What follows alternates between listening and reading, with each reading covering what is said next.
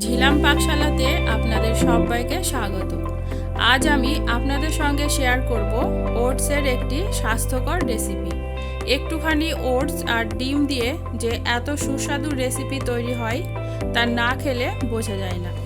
যাদের ওটস খেতে ভালো লাগে না বা খেতে চায় না, তারা আমি যেভাবে বানাচ্ছি এই রকমভাবে বানাবেন, দেখবেন খেতে ভীষণ ভালো লাগবে। তাহলে চলুন বন্ধুরা, দেরি না করে আমার আজকের রেসিপিটি শুরু করা যাক। ওটসের আমলেট বানানোর জন্য 1 কাপ ওটস নিয়েছি। এটি 5-7 মিনিট জল দিয়ে ভিজিয়ে রাখবো।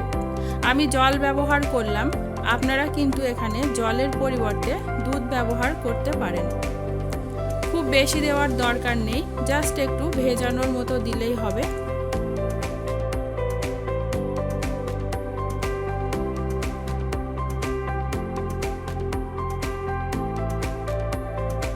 আট মিনিট পর ফিরে আসলাম।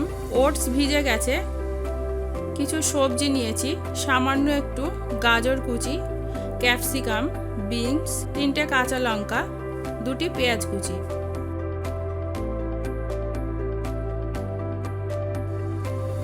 পেঁয়াজ বাদে বাকি সবজিগুলো মিক্সিতে একটু আধ ভাঙা করে নেব। ভিজিয়ে রাখা ওটসের মধ্যে 4টে ডিম ভেঙে দিচ্ছি।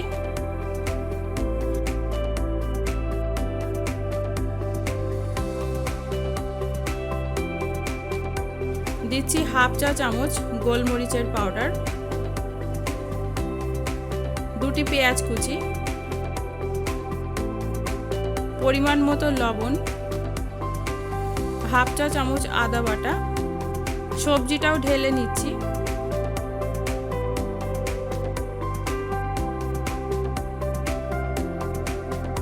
সব কিছু একসঙ্গে ভালো করে মিশিয়ে নেব।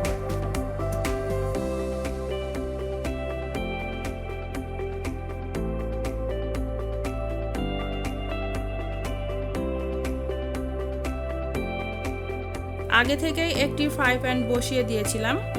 3 চামচ তেল দিয়েছি।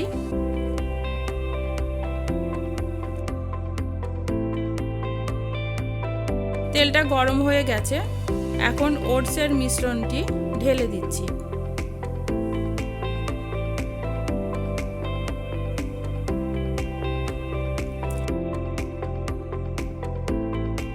মিডিয়াম ফ্লেমে 5 মিনিট ঢাকা দিয়ে রেখে দেব। 5 মিনিট পর ফিরে আসছি। ঢাকা খুলে দেখে নেব। 1 ফিট হয়ে গেছে, উপরটাও শক্ত হয়ে গেছে।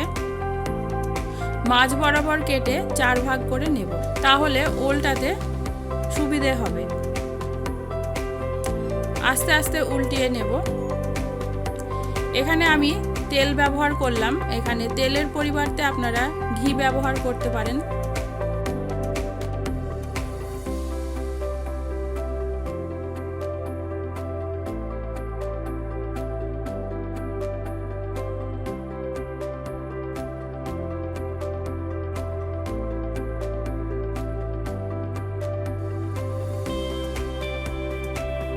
দেখুন বন্ধুরা, 2 দিক সমানভাবে ভাজা হয়ে গেছে।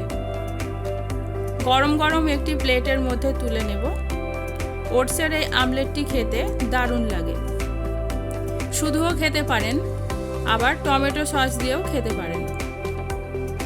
তো বন্ধুরা, আমার আজকের এই রেসিপি কেমন লাগলো অবশ্যই জানাবেন। ভালো লাগলে আমার চ্যানেলটিকে সাবস্ক্রাইব করে নেবেন। আজকের মতো এই পর্যন্ত। আবারও ফিরে আসবো নতুন ভিডিও নিয়ে। আপনারা সকলেই খুব ভালো থাকবেন। ধন্যবাদ।